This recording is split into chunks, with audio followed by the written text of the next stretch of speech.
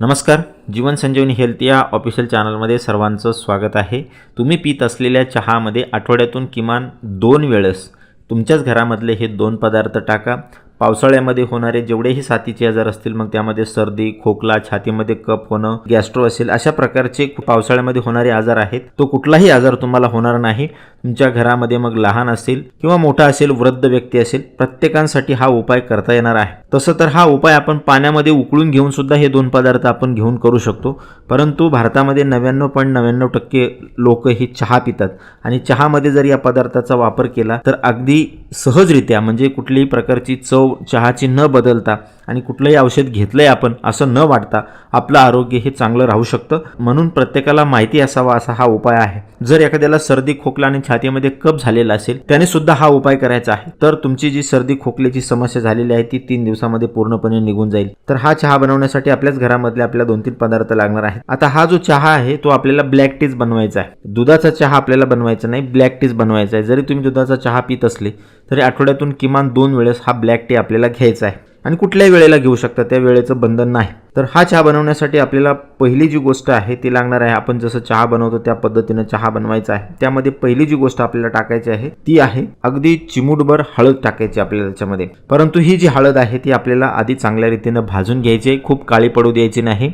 तव्यावर गरम करून घ्यायची आहे. भाजलेलीच हळद आपल्याला वापरायची आहे. कच्ची हळद आपल्याला याच्यासाठी वापरायची नाही.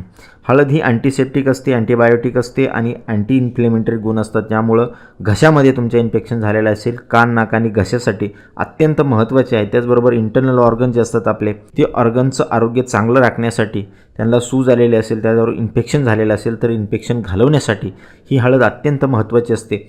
म्हणून अगदी एक चिमूटभर किंवा पाव चमचा हळद आपल्याला ही भाजलेली त्या चहामध्ये टाकायची आहे. ही भाजून घेतलेली असल्यामुळं चहाच्या चवीवर याचा कुठलाही परिणाम होत नाही. दुसरा जो घटक आपल्या याच्यामध्ये टाकायचा आहे ते आहेत 2 काळे मिरे.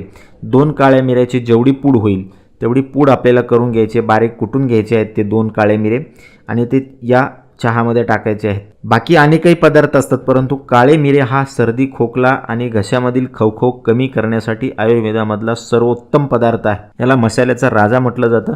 अत्यंत महत्त्वाचा हा घटक आहे. 2च काळे मिरे आपल्याला वापरायचे आहेत. तिसरा आणि अत्यंत महत्त्वाचा जो घटक आहे यासाठी आपल्याला वापरायचं आहे आलं.